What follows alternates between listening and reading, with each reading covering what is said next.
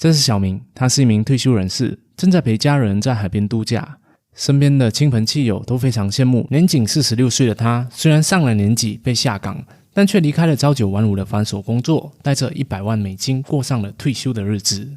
他们都抛来了羡慕的眼光，纷纷和他讨教其中的秘诀。小明不禁回想起大学时期修读设计专业，他成绩普通，也没有什么特别的天赋。他的家境贫穷，大学的生活也过得十分的平凡。然而他却非常向往未来，并且渴望改变自己的命运。他知道自己的家境普通，想要改善生活现状，就必须靠自己的努力。那么现在我们就一起来看看小明是怎样从一个大学毕业生、职场小白一步步的走到财务自由的。小明经历了这3个阶段才实现财富自由，分别是0到2万5美金、2万5到10万美金，以及10万到100万美金。你会发现在不同的阶段里面，需要的准备和执行的事情都不一样。嗨，大家好，我是熬夜，陪你一起学习学校没教的知识。今天我将会用一个故事来和你分享一个打工皇帝是如何迈向财富自由的3个阶段。那我看到最后的话，我会给你附上一个15个高价值长青投资标的的免费 PDF， 快速掌握财富增长的投资思路。首先第一个阶段，从0美元到2万5千美金的积累。小明是修读设计专业的，大学时期他每天都会利用课余的时间兼职打工。他曾经在餐厅里面端盘子，也曾经在图书馆里面当助理，赚取微薄的薪水以维持生计。22岁毕业的小明很快就找到了一家广告公司，在那边就职。他展现了出色的工作态度，并且努力工作，很快就获得了同事和上司的认可。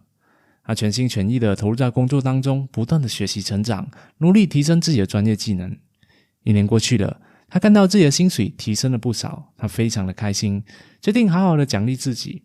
他为自己买下了第一个名牌手表，朋友和同事们都称赞非常的好看。渐渐的，小明发现自己的衣服太寒酸，配不上这个手表，于是他又把薪水拿去了买名牌包包还有名牌的衣服。他也没有每个月存钱的习惯，甚至是开始刷信用卡。为了还清信用卡的卡债，他只好一直加班工作，周而复始，形成了恶性循环。等到小明发现事情的严重性的时候，已经欠下了许多信用卡债了。他回想起自己的目标，他想要提早退休，但他的举动并不会让他靠近这一个目标，反而是越来越远了。他开始反省自己，努力工作还债，同时他还积极的去寻找能够让自己提早退休的方法。这时他在 YouTube 上看到了一个关于投资理财的影片，他了解到真正的资产是扣除开销之后所剩下的，而不仅仅是拥有的价值。他开始发现，之前虽然每个月都拿到不少的薪水，但却没有成功的存下钱。那是因为他每次拿薪水就花出去了，所以他清楚了解到，收入的数额并不代表资产，能够存下来的数额才算是资产。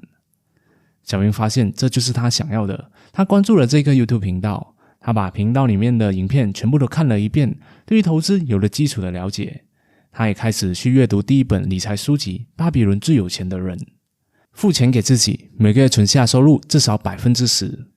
书里面的主人公提到，每一次拿到薪水，我就从10个铜板里面藏起来1枚。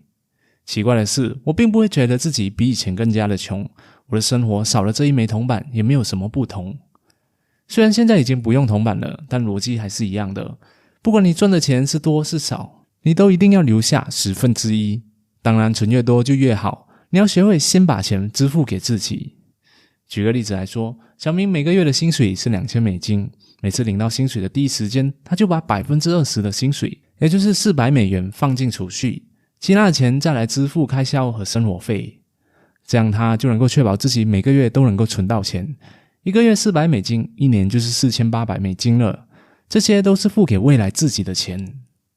显然在这之前小明是缺少的，他没有先付钱给自己，当他拿到薪水的时候总是想到消费，他先拿去买了名牌手表、最新的手机、最潮流的衣服，久而久之就导致自己存不到钱。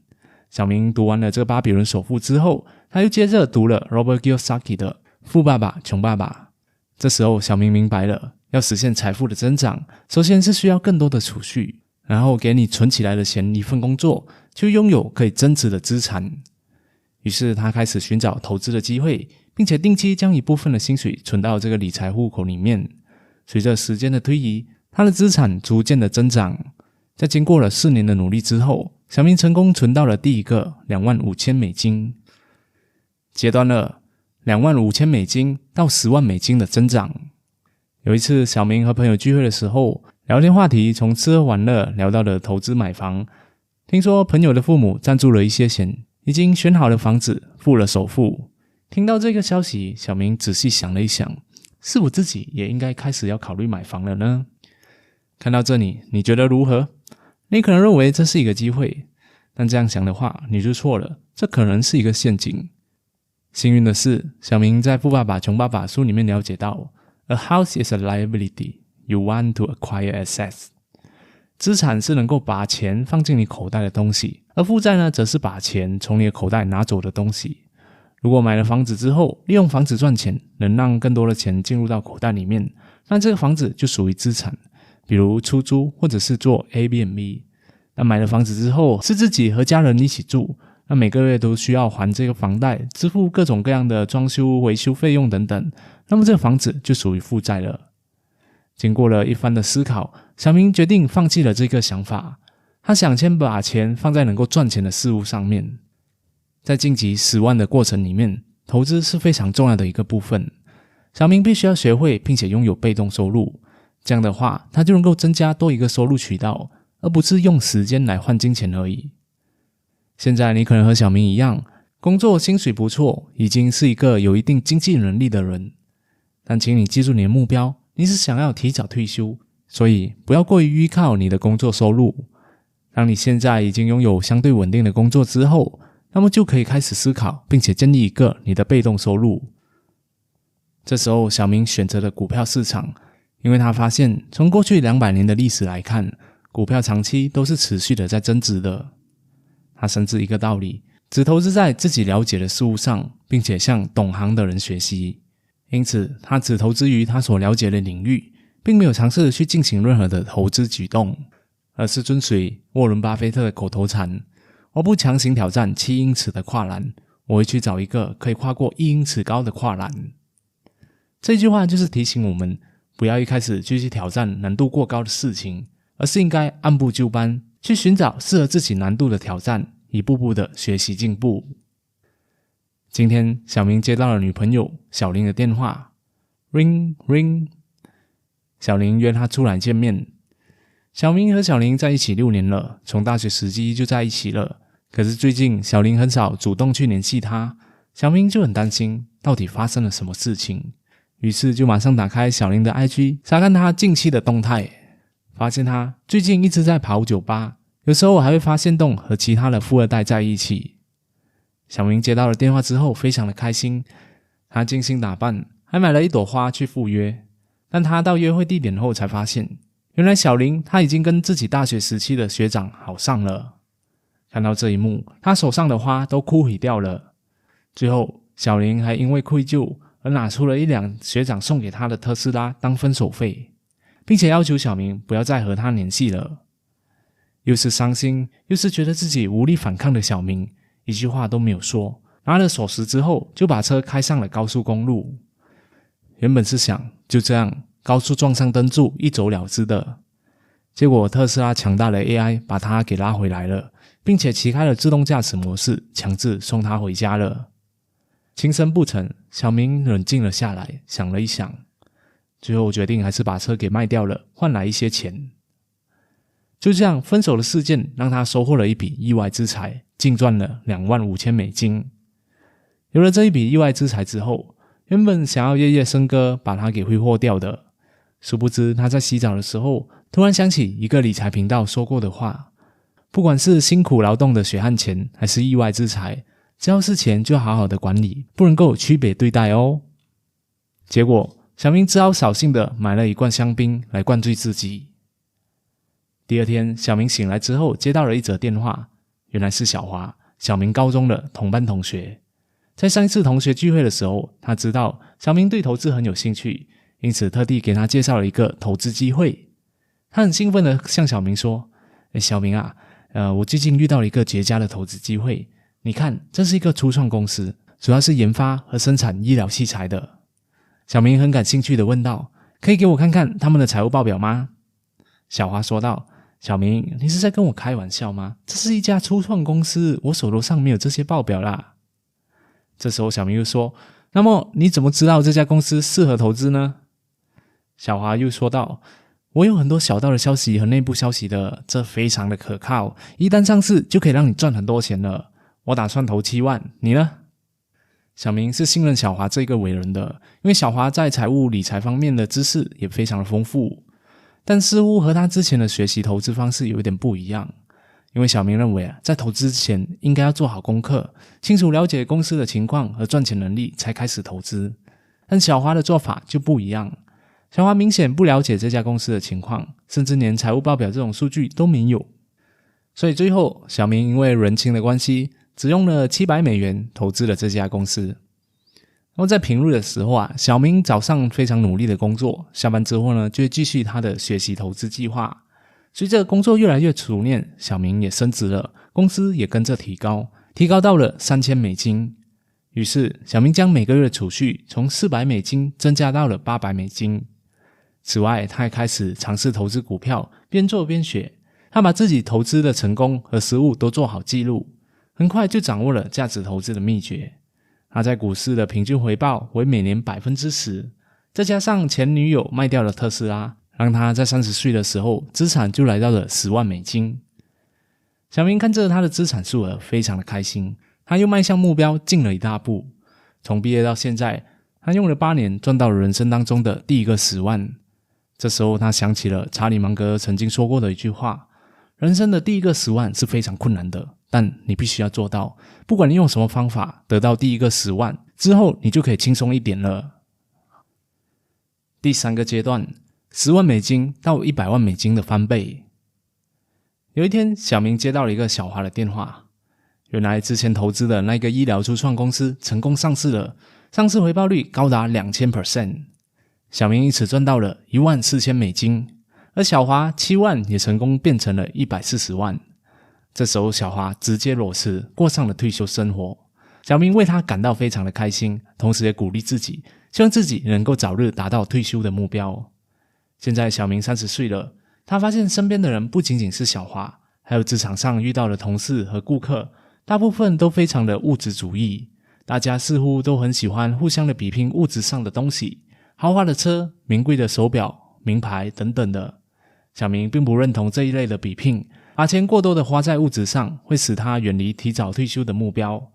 小明并不是说昂贵的生活方式是错误的，他认为这是大家对生活的选择，但还是希望大家了解，任何选择都是有机会成本的，选择的花钱就代表储蓄的钱就会减少了。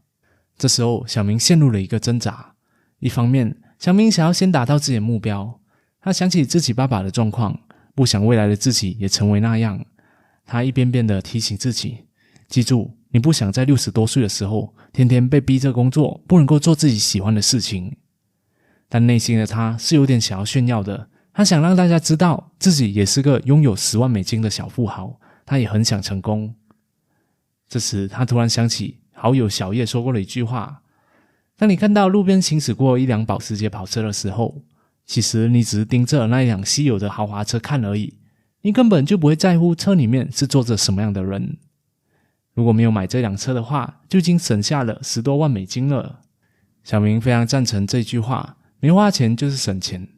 这些钱放在投资上面，将可以让我缩短至少20年的退休年龄。不久后，一件意想不到的事情发生了，股市崩盘了，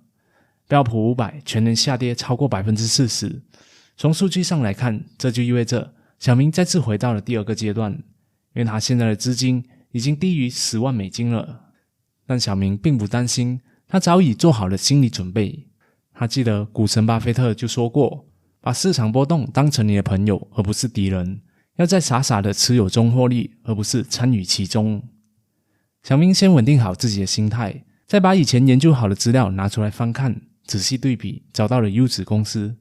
他要趁着一些悲观的投资者对股市还没有恢复信心的时候，赶快把他心仪已久的股票买下。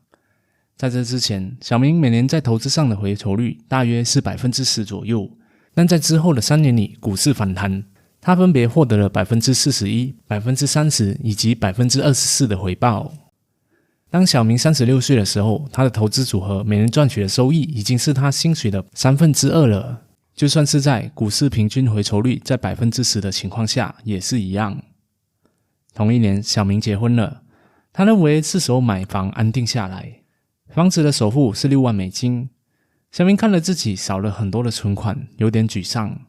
不过他想起了连沃伦巴菲特也将自己净资产的 10% 花在了房子上，他就觉得这是一个有必要的过程。小明搬家之后，邀请了很多好朋友们在新家聚一聚，整个聚会过程都非常的愉快。在结束之后，其中一位好朋友小强单独的留下来。小强是一个知名奶茶店的老板，拥有好几间分行。小强和小明说道，最近生意不是很好，现金流不足，想和小明借一点钱来周转，并且保证在2个月内一定会还清。小明想了想，不忍心看到这位朋友辛苦建立起来的生意功亏一篑，还是借了3万美金给他。小强很感动，并且再三的保证一定会在3个月里面还清的。结果5个月过去了，小明依然没有拿到钱。一开始他通过信息和打电话提醒小强，小强都答应过几天会还的，但几次之后，小明就再也联系不到他了。后来小明就搜索 YouTube 如何要回借出去的钱的时候，看到了这支影片。在里面他学到了很多，意识到这钱肯定是要不回了，借出去就等于给了，于是慢慢的和自己和解，并总结了自己借钱的经验，学了再也不轻易随便借钱给人。在小明35岁的时候，他跳槽到了另外一家跨国企业，工资增长了 50%， 来到了4500美金，因此他也开始追加每个月的投资金额到1500美金。即使工资更高，他的投资组合回报也远远超过他的工资，但他依然没有辞职的打算。这是因为小明的投资收益并不是每个月都很稳定的，有时候会盈利，有时候会亏损。不稳定的收益让小明感到压力和沮丧。小明知道对待投资要有足够的耐心和毅力，他决定按照自己的步调学习，并且谨慎地对待每一项投资决策。虽然有赚有赔，但平均下来表现也和标普500差不多，可能稍微好了一点点，差不多是 15%。 这时候小明也开始思考他的爱好德式烘焙。他现在有足够的时间和金钱去培养自己的爱好。他创办了一家以德式面包为主的网络面包店，他想要先尝试经营，未来在离开正职之后，他也可以从这边获取收入。阶段4，小明的财富自由。在小明46岁的时候，他的资金来到了100万美金，其中1半以上的钱来自于股市的回报。他的投资帮他达到了这个数字，他决定放弃朝九晚五的生活。有了这一笔钱，小明对他的股票投资充满信心。他认为他的投资回酬足以支付他一整年的开销。现在的小明可以花更多的时间去做真正让他快乐的事情，投资股票市场，去运动健身，努力的提升他的烘焙技术，尤其花更多的时间陪伴家人和朋友，准备去美丽的德国来一场长期的度假。最终现在的小明拥有了自己的时间，一边赚钱一边做自己喜欢的事情。这几年来很少听到了小华的消息，因此他决定约小华出来叙叙旧，顺便告诉他自己也已经过上了退休生活的好消息。但令小明震惊的是，小华回到了公司上班了。据他所知，小华之前那一个初创公司上市之后赚了100多万美金，已经退休了。所以在聚会的时候，小华便和他说起事情的经过。退休之后，小华又再次以同样的方式投资了另外一家初创公司。他照样相信市场上的小道消息和一些内幕消息，可惜这一次他被骗了。那间公司并没有赚钱能力，也不能够上市，因此他投资的钱全部都打水漂了，剩下的钱已经不足以支撑他的日常生活，所以他只好回到职场上继续工作。小明听了之后沉默了一下，他庆幸自己当时候并没有认为投机的方式赚钱容易，而放弃了努力研究股票。他希望小华之后也能够好好的认真研究，靠自己提早退休。投资它其实是一种收入方式的转变。我们大学毕业出来工作，大多数都会先建立起主动收入。有时候主动收入很高，会造成一种假象，让我们误以为自己很有钱，但其实这些钱是建立在我们工作的基础上面的。如果有一天没有工作，那就等于没有收入了。因此我们应该趁早建立被动收入，从自己挑水到打造自己的自来水管，从主动收入过渡到被动收入。当然这一条水管刚刚开始的时候会很弱小，你必须花费很多的时间和精力去打造它，才能够变成足够大，供应足够多的水。但不管怎么样，只要大方向正确，再加上努力学习并且掌握基本简单的技巧，每天挖一点，每天加深一点，每天进步一点点，总有一天会建成属于自己的大河。如果你真的努力的话，许多人可能会比小明赚的还要更多，而如果你真的尝试的话，你可能会从股市当中获得更好的表现。如果普通人小明可以在40多岁的时候实现财富自由，那我相信你一样也可以。好了，那我今天的影片就讲到这里了。对于投资有兴趣的朋友，不妨也可以在下面留言聊聊你们的想法。也别忘了点击下方的资讯栏连接来领取我给你准备好的15个高价值长青投资标的的免费 PDF， 快速掌握财富增长的投资思路哦。我是郝烨，陪你一起学习学校没教的知识，我们下一集再见。